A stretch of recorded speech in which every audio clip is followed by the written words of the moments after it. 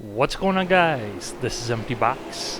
It's time to talk about that 2021 Season 2 iRacing Season Update. Now, as usual, this type of video is aimed at someone who, maybe they either don't pay close attention to it, even if they're a member, or alternatively, they haven't been subscribed to iRacing for a while and they're just waiting for maybe one fix or something that they were having questions about or something like that, or alternatively, someone who just wants to watch a video for whatever reason. Hey, we all got time to waste, right? As usual, I'm not going to go through every last thing on the changelog, which you can find listed, linked down below if you want to go ahead and check everything out. Rather, these are the things that I think are more major and more noteworthy. Now, one other thing that iRacing just came out and said is that there will be a hotfix coming out tomorrow morning. So after I record this video, but probably when this is going live. So there very well may be things that changed in that hotfix. A few of them I have a feeling about, which I'll address when it comes up. So let's go ahead and start off with the content. There's a new Super Late model, which replaces the old one. The old one no longer exists. It's no longer accessible, not even as legacy content. It is gone. If you already had the Super Late model, you get this new one as a replacement. If you don't have it, you got to buy this one, and the old one doesn't exist. So it's just a straight up direct replacement. They did say that the car has been rebuilt, although I don't find that there's too terribly much of a difference from a functional aspect. It's maybe a little bit easier to drive off the corner, but it's not like I'd say the old car was obscenely incredibly difficult in that sense either. And one thing worth mentioning, something I do think will probably be in the hotfix in all likelihood, is currently the new Super Late model will not pass tech on the road courses, which is a major bummer because Super Late models on road courses is some of the best fun you will have in iRacing on the road courses. But this is something where apparently there was an issue with a plus sign or a minus sign in the files defining how the car should be set up and causing an issue, and that should be addressed according to iRacing staff. We have a few new layouts for existing tracks. There's Barcelona, which now has a rallycross layout, which I felt like I heard about that like a year ago. I thought that was already in there, but apparently not. As well as Sonoma now has a more up-to-date IndyCar layout, which just makes things even more confusing because there's about 82 layouts of Sonoma, and I still have no idea which one is which. And of course, if you already have either track, you get the new layouts added in as well. Dirt Bristol is now a thing, which means if you have Bristol, you now get a dirt version of Bristol. We'll talk about this one a little bit later on. And then finally, two brand spanking new circuits, Bark River International Raceway, which is a off-road road course with jumps for the Pro 2 and Pro 4 trucks, which is good to see. I haven't picked that one up myself because I just don't see there as enough content to support those trucks, even if I do find them incredibly interesting. But right now it's just too early for me, and I'm not reaching into my wallet for something that I know I'm probably not going to use in all likelihood. But good to see that. And then the other thing on the road course side of things, Hockenheim has now been added. I'll go ahead and talk about this one a little bit longer here. A very mixed bag, in my opinion. I think this circuit is going to be one of the most popular within iRacing. It's got a pretty simple, straightforward layout. It's not hugely technically challenging with, increasing, decreasing radius corners. It's very flat in terms of elevation changes. It's a straight ahead, simple track to learn. Off tracks, as many people will always be concerned with FIA Grade 1 circuits in iRacing, the track limits there are no track limits. While, yes, you can actually get 1Xs, but the track limits are so forgiving that you actually legitimately would have to try, in all likelihood, to go ahead and get 1Xs. It's also got one of those layouts that I think is going to work with a wide variety of different cars. There are multiple layouts available. There's, I think, 5 total layouts of the full-on Grand Prix circuit and then 4 shorter ones.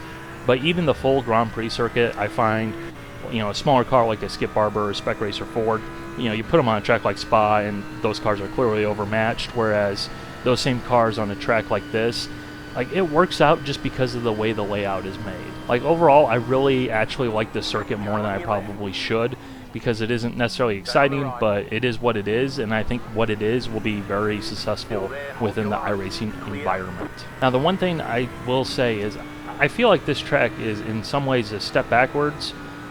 One of the things that really jumped out at me is, for whatever reason, I feel like the track just looks worse than the other tracks within iRacing. And there are certain instances where there's these dirt piles or sand piles that are off behind the barriers in the track, but you can still see them while you're on the track.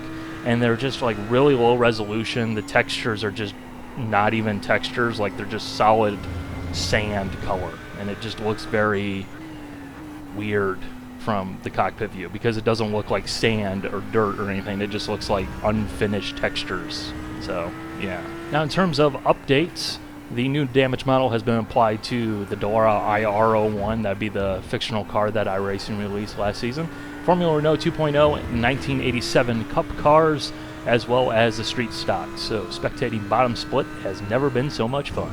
AI racing has now been enabled for GT3 cars, as well as a few more oval tracks. And lastly, we got new tires on the GT1 cars, the DBR9 and the C6R, the Audi 90 GTO. The GT4 cars have received a few updates, as well as the Pro Mazda PM18 and the US F2000. Of those, the GT4s are the only cars I've driven somewhat recently, and the BMW is the one car that I drive. I've only messed around with the Cayman in test drive sessions, I should say. I feel like the BMW's just got a little bit more grip at the front end. It's a little bit more better balanced. It feels a little bit more nimble.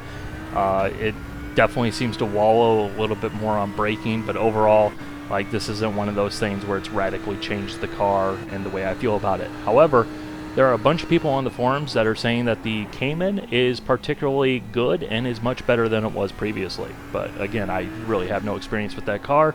I don't even own that car, so I can't tell you there. And then we got dirt tires for basically all of the NASCAR stock cars, which now I want to talk about Dirt Bristol, because dirt racing with the NASCAR Cup cars is a thing. It's going to become a thing here at the end of the month in the real world. So, oh boy. Of course, I immediately jumped into a hosted session that was a total demo derby, wreckfest, carnage all over the place. That's neither here nor there. But, yeah, Cup cars on dirt, that's a thing now. And, well, have you ever seen a fat ballerina? Like, it's one of those things that it should not be, but for whatever reason it is. And it's just like, you can't help but look away, but you can't help but look. Yeah. Gotta say, it wasn't really all that exciting. It's pretty boring. Very much ends up being a ride around the top because the cars are just so big and heavy and powerful that they just destroy the track, which means that the only way you're going to go around the track is at the top of the track. Which does lead to the very fun situation, though, where every now and then you'll get a wall tap with the right rear corner and just kiss the wall just ever so slightly, and it's just one of those things where it's like, oh yeah. So, yeah. But that's not what anyone really cares about, honestly. There's been two changes that really affect the stock car racing experience within iRacing. First of all, there is a updated draft model on the super speedways for the NASCAR Cup cars, which I don't race that type of racing because I have no interest in doing plate races. I think it's the worst thing in the history of racing, but a lot of people live and die with plate racing. Pun not intended. You know, like, it's their thing and that's all that they do, and I can understand it. Everyone's got their thing. But side drafting is now legitimately a thing.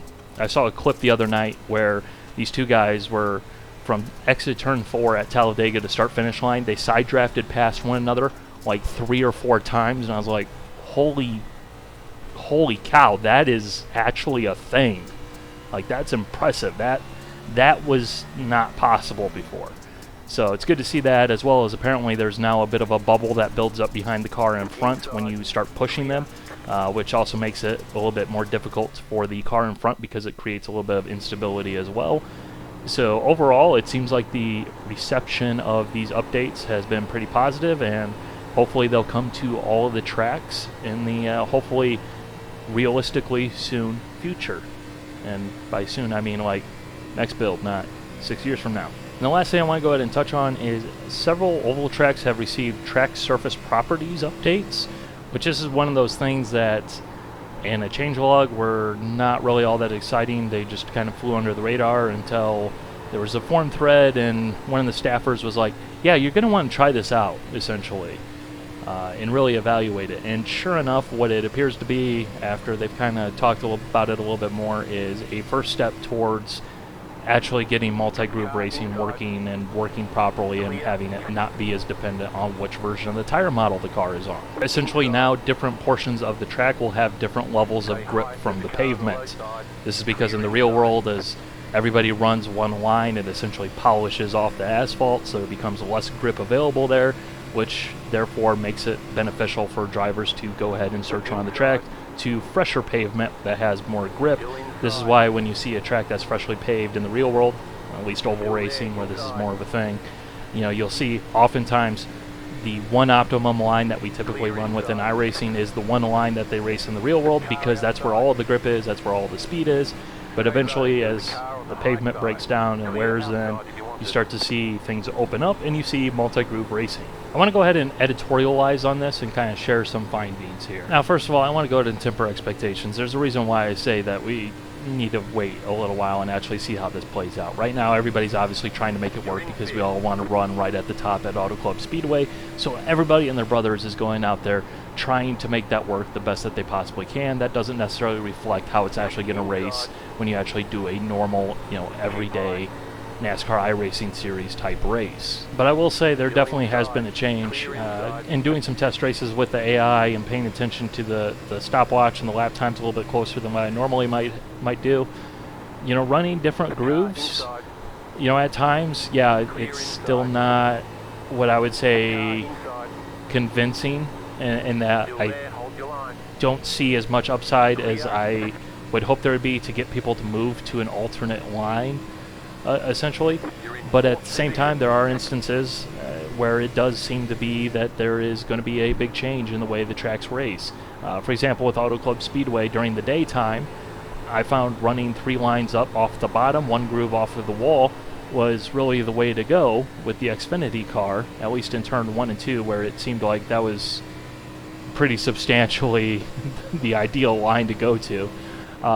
Whereas at nighttime, with the same track, same ambient temperature, just different track surface temperatures, therefore, running the bottom line was still kind of the way to go.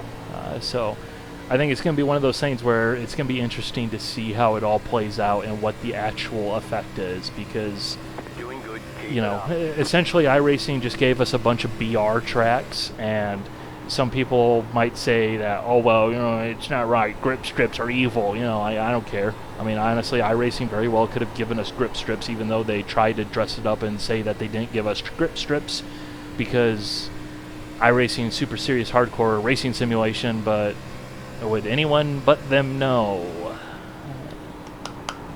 Grip strips are not evil, guys. Look at NASCAR in the real world. They turn to using them in real life, all right? Just don't forget that. It's a lot easier in the virtual world, where you can just put a strip and define the grip level, and you don't have to worry about ruining the race for the IndyCar series 3 months on down the line. Thanks, NASCAR. But anyways, hope you guys enjoyed. Bye.